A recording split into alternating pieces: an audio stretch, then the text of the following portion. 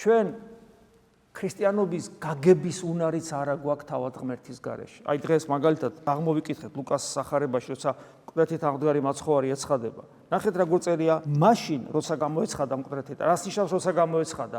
როდესაც მოციქულებს დაუდასტურდათ, გამოცდილებითად დაუდასტურდათ, რომ ქრისტე აღდგა მკვდრეთით.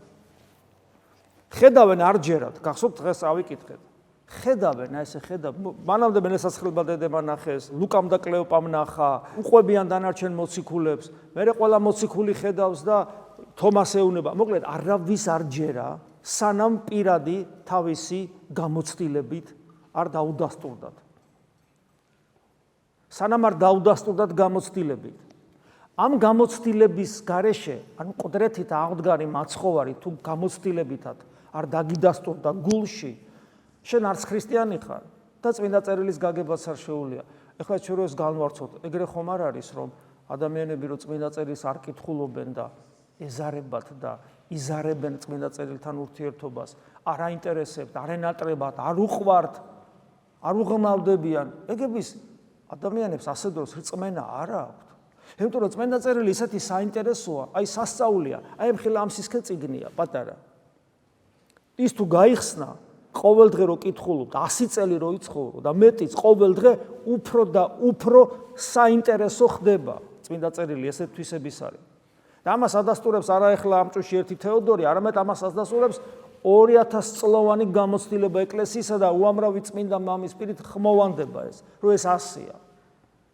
მაგრამ ეს ის ადამიანები არიან, ვინც მკვდრეთით აღდგარი მაცხოვრის გამოცდილება, ანუ ადამიანური სიცოცხლე რომ არადიული გახდა, ამის გამოცდილება შიგნით აქვთ.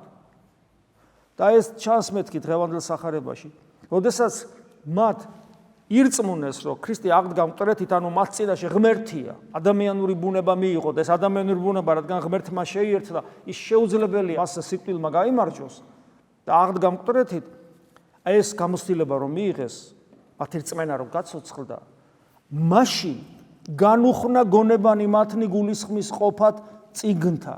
მხოლოდ მაშინ არის შესაძლებელი წმინდა წერილის გაგება, როდესაც ჩვენს გულში მუდმივი მოწმობა გვაქვს, ბეჭედ დასმული, რომ დიახაც ქრისტე არის ღმერთი და ეს იმაში ვლინდება, რომ ის მკვდრეთით აღდგა. ეს გამოცდილება ჩემშია, არა ლოგიკურად, არა ნივთიერად, არამედ შინაგანად, ჩემი შინაგანი მისტიკური სიღრმით ვიცი მე ეს. და არა თუ ვიცი, არამედ თავად ჩემშია ის, ვინც მკვდრეთით აღდგა. ეს არის ქრისტიანობა.